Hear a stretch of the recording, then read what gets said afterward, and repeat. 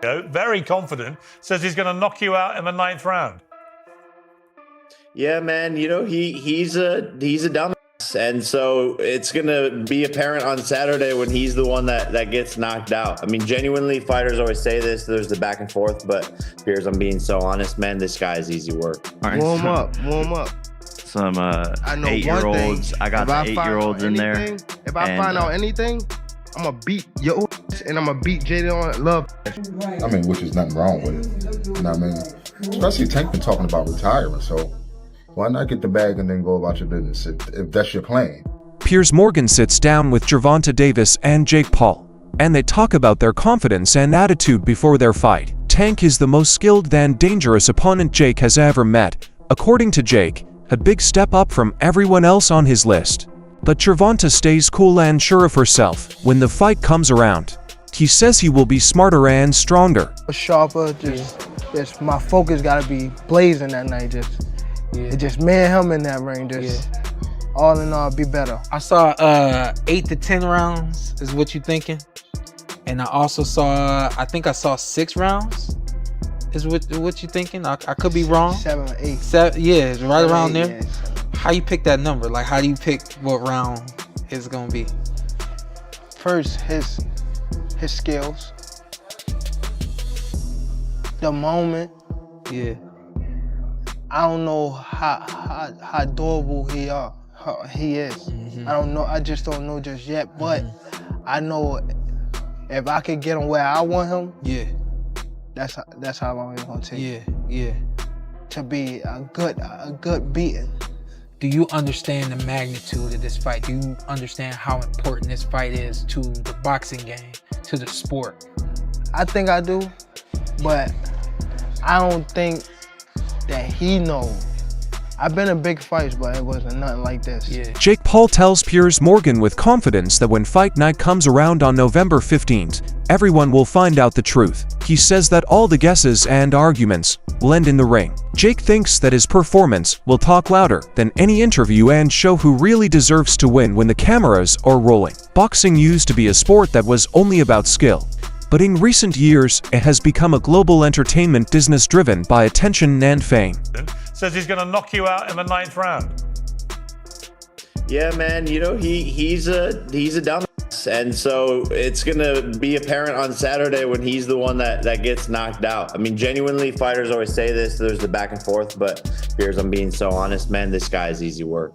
Emiliano Vargas thinks Jake Paul understood this change better than anyone else. Jake didn't start out with a long college career or trying to get to the Olympics. Instead, he built his own fan base first. By using social media to get into boxing, he was able to make huge amounts of money no matter what his ranking or title was. A lot of younger boxing fans are more interested in stories, drama, and trash talk than in standard wins and losses. Vargas thinks that this is bad for athletes who have trained their whole lives to get to the top. Legends in the sport often had to wait decades to get big fights, but these days, one viral moment can put a newcomer in the focus right away. Even though this new model is exciting and brings in new people, Vargas says that we should never forget what it means to be a champion. Honor, skill, and earned respect. Me, non-basketball terms, just such a funny internet game, but explain this to me like a 3rd grader. What is an exhibition fight? I don't even know, bro. I'm gonna be real with you. All I know is that Jake is making, God damn. But when they say look, God bless Jake, bro, because this is what he figured out. He figured out this. He figured out boxing is all about attention. 100%. And he went from Disney to, you know, getting paid. What I told you, world champions that have dedicated their whole life to this sport, they will never get paid. Not even a percentage of what he's making. Yeah. But because attention brings dollars. It doesn't matter if it's a podcast, if it's a movie premiere, if it's boxing. If there's no attention on it, you're not going to make no money from it. This is like the WNBA conference. That's why they don't make the money, because they don't have the attention. No, for sure. I was at the WNBA yesterday. That shit was lit, bro. It was lit? I was chopping it up with Floyd was there. It was good? Like, people, they won by like, I think 1 or 2 points. But I was standing up and I was jumping, you know, it was the finals though. Yeah. It's the finals. So, all that aside, I just feel like Gervonta could crack though, bro. Oh, of Gervonta course. could crack. I mean, So this is what I want sparring, he's sparred light heavyweights and heavyweights before. Like, this ain't nothing new.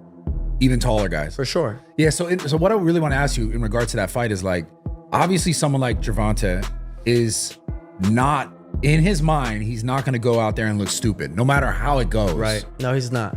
But that's what when I see it's an He's not. exhibition fight, I'm like, what does that mean? And you can still get knocked out. You know, I feel like that means there's not going to be no winner. No effect on the record. Yeah, that's exactly what it means. But you could get knocked out. So you don't think, because like, you know, the beef now is like, this shit's the WWE. That's what people say about I boxing. mean, like, you're completely right about Jake and what he's done. It's insane. yeah. But he'll get the WWE. Oh, this is just like, what is this? Do you see it that way? God bless him, bro. God bless. Hey, call my fights WWE fights, whatever you want to call it. If I'm getting paid $80, $100 million, I mean, come on, bro. And look, the thing is, every single person that is commenting that, if they brought $100 million check in front of you, Oh, I'm fighting. For Gareth, the idea of a professional boxer with a lot of experience going up against a YouTuber who has become a fighter would have seemed impossible years ago. He calls it a show not because the boxes aren't good, but because the way things are going seems out of the ordinary for sports. Jake Paul made a living by making money out of chaos. He knows how to get attention, cause trouble, and get people to watch, even if they don't like him. Gareth thinks that this weird show is the reason for the fight. Jake keeps showing that interest can lead to chances. Some longtime boxing fans don't like this new direction, but others see it as the start of a new age where fun and surprise are the norm. You can't escape Jake's impact, whether you like him or not. Marry up all this. Well, there's an end game and a bookend to what Jake Paul's doing, and I think he's getting very close to the bone with this one, because it doesn't really work. It's the biggest freak show so far. Like you say, Gervonta is not in everybody's list, but he's there or thereabouts in the pound for pound list. I mean, since the Lamont Roach fight, people have been down on him a little bit more. You know, a lot of people might have lost that fight, you know.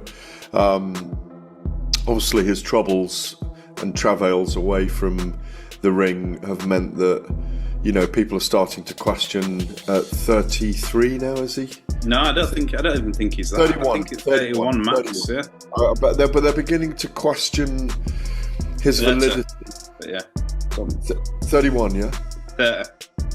30. Okay. Yeah. They're beginning to question, or I said we all are, but people are in general beginning to, pundits, but some fans are beginning to question his validity in that top 10 pound for pound list. I think he belongs there myself, or just outside it. Certainly in the top 15, no question. Maybe top 13. I think I've got him. I think I had him at 11 or 12, but might have done a list on Saturday night. And obviously we want to see him in the ring with Shakur Stevenson. It's the big fight. Or even in Naoya Inoue at some point, which is a fantasy matchup that I remember dreaming about around the same time I was dreaming about Terence Crawford and Saul Canelo Alvarez a couple of years ago. Coach Reg stands up for Gervonta Davis by saying that success in the tank didn't happen quickly. He moved up through several weight classes, fought tough opponents, and won many fights by knockout, which got him respect around the world. Reg says that once a boxer gets to that level, people will judge them everywhere. Some say Tank is only interested in money right now, but his coach thinks he has earned the right to plan for his future. Being a boxer is dangerous. Everything can change after one bad night. Davis should take the chances that will give him the most benefits after a long time of training camps, fights with dangerous opponents, and mental stress. Reg also says that Tank still stands for real boxing ideals like discipline, bravery, and wanting to win a championship. He's not trying to avoid problems. The fights he picks will give him both reward and a reputation. His supporters respect how strong he is. Critics only see what he hasn't done yet, but that's what it means to be great. You know what I mean? Especially Tank been talking about retiring, so why not get the bag and then go about your business if that's your plan? I mean, if that's your plan to retire, then go get the bag and then go about your business. You ain't doing nothing wrong. I'm not against it. You got some people that are very critical, Tank. Does it make sense depending on what you're in boxing for? Because you got some people that want to fight the best. You got some people that want the accolades, the belts, the undisputed. And you got some people that just came in this game like, look, I'm trying to get my family out of poverty and give us generational wealth. Does it all depend on what you decided to box for? Well, Tank accomplished a lot at a young age. You know what I mean? He accomplished a lot at a young age. So I wouldn't be mad if he took the bag and went about his business and never fought again. You know what I mean? Plus, look at some of the things that he's going through. You know what I'm saying? So, a lot of that can affect you as well. You know what I'm saying? Like when you're trying to be in this game. So I think, get the bag and go. That's your plan. Get the bag and go. For me, of course, I wanted to see him fight Shakur. I wanted to see him fight Devin.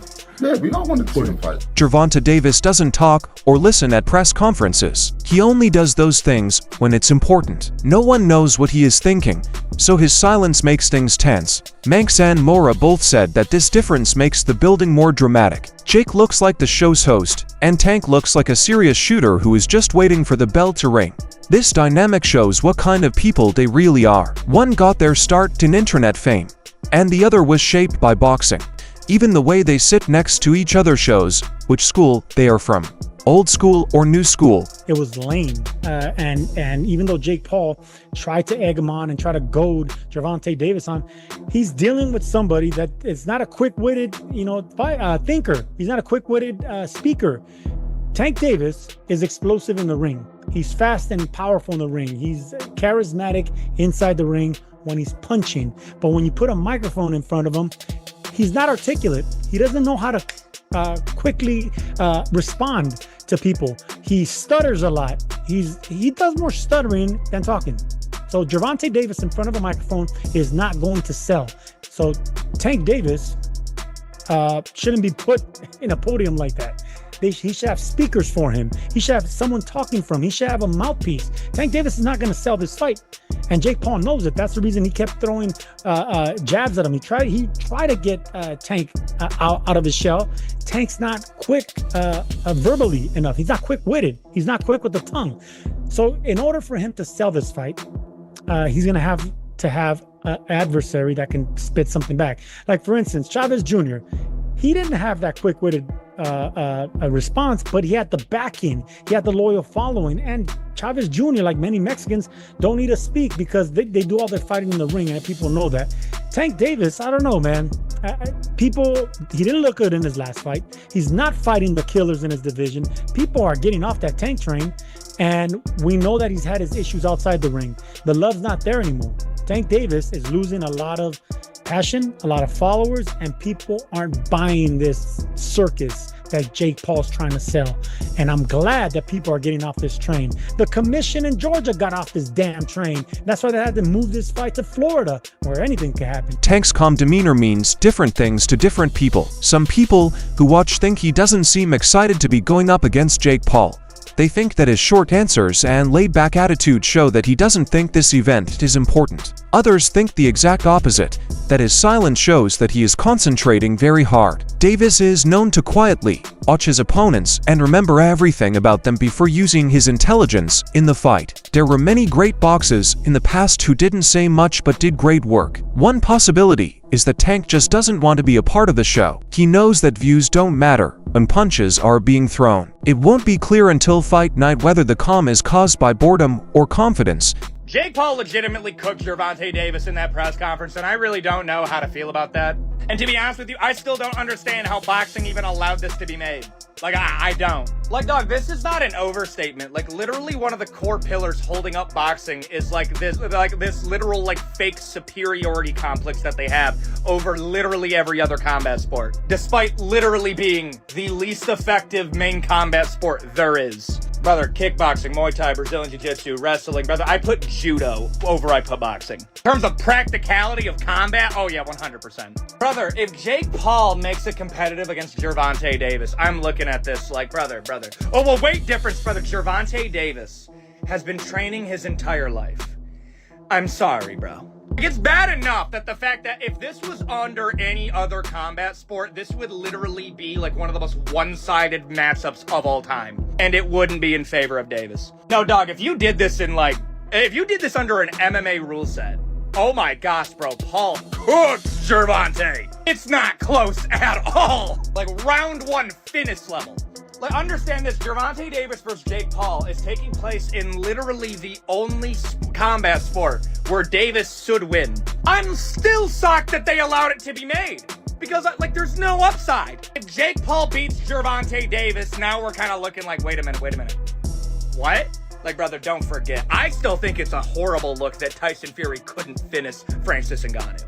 That is so bad. Well, Francis Ngannou's a great boxer. Francis Ngannou, no joke, is one of the worst boxers to ever be in the UFC. He just has absurd power. No, look at the technique of Francis Ngannou. It's not that good. It's carried by power. Like, going into it, like, I'm hyped, but it's also, I'm looking at this like, bro, Gervonta has to finish, bro.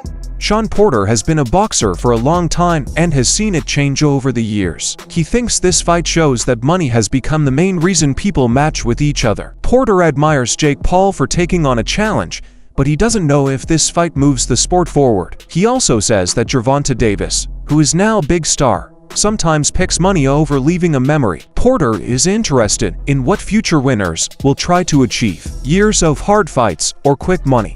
He doesn't have a grudge against them. He knows how jobs work, but he wants boxing fans to think about what they want the sport to be. Porter is worried about what the sport means for future generations, not just this one fight. He wants to know if it will stay about competition and pride or become more like entertainment. I go, why are you doing that? How do you sort of see this scenario now for him? Yeah, I don't really know how to feel about it, what to really say about it. I've only been asked this when it's presented to me. That's when I think about it. And I can't really come up with a good answer for it. In a lot of ways, it doesn't make sense to me. Of course, we know the size differential and the list goes on from there. I don't know, man. I think we're entering a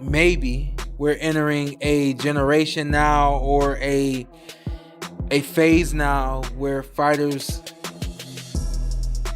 I don't know if it's fighters, I don't know if he doesn't care about the legacy, or if he feels like this fight doesn't matter, I'll get back to the legacy. I just don't know. This is truly it's not a legacy fight, but of course it is a generational money fight. Analysts who keep a close eye on Davis say that his career shows that he is always trying to be the best. He has had to show something new in every big fight he has been in. When Tank steps into the ring, they think he always wants to show that he is the better fighter, even if money is involved. It's not pride that he stays quiet at press interviews. This is a warning that skill, not words, decides a boxing match. Analysts believe that Davis wants his name to be linked with the best of our time now that he has had so much success. He knows that one bad showing can turn years of hard work into nothing. He has to work very hard on his preparations because of the pressure.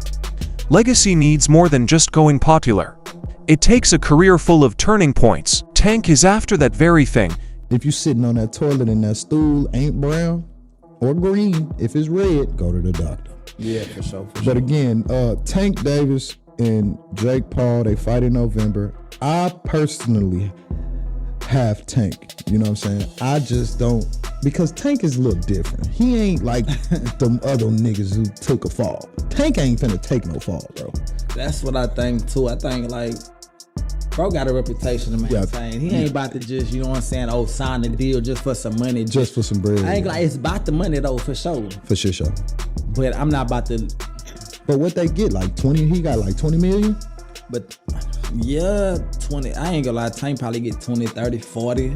I don't know. Tank need to get more than that because it's bringing Jake Paul more money than, you know what I'm saying? Anything, but you know, Jake Paul putting up the purse, he putting up everything. Oh, okay. He paying for promotions, he paying for everything. So he getting all whatever he get. You know what I'm saying? So hey, I can only, I think it's a 60-40 cut or something like that. I ain't mad at that. So it's like you getting 40%, and you all got to do is show up and fight. No, facts. That's all you got to do is show up. Facts. And then 9 times out of 10, you know what I'm saying? It's gonna be a draw. No. Tank gonna knock his. Well, let me not speak too fast, but I know Tank. I pray, and I think I know that Tank is gonna beat him up. Nate Diaz is still one of the most bluntly honest people in sports, especially when talking about events that involve more than one sport. He doesn't take a side or act like this fight follows the rules of traditional fighting. He thinks that both athletes are good at what they do and are entertaining the crowd while getting huge checks. Diaz agrees that Jake has gotten better enough to surprise his opponents, but he doesn't think this is just a competition. He puts work first, fans watch for fun, and the players put on a show. Everyone is reminded by Nate's point of view that this fight is somewhere between a sport and a show. Boxing fans might not like it, but it gets people talking, which is what's important. Now, I gotta ask you, Jake Paul versus Gervonta Davis. Does Davis have a chance? Fuck no. Gervonta is a great boxer, but he ain't gonna be. So you got Jake Paul by knockout, or? No, I don't got anybody, but I don't think he's just too small. It's just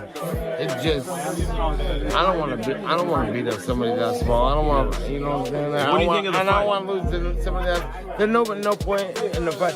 It's a great fight, actually. I'm not hating on the fight, but I think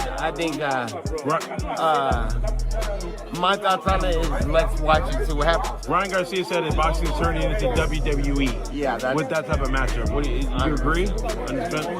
Last thing, White House card, like he said, you want Conor McGregor? Yeah, but the whole thing's on WWE, so it's like, at least that's happening and getting something to talk about, something to watch, and that's all for this video today. Watch out.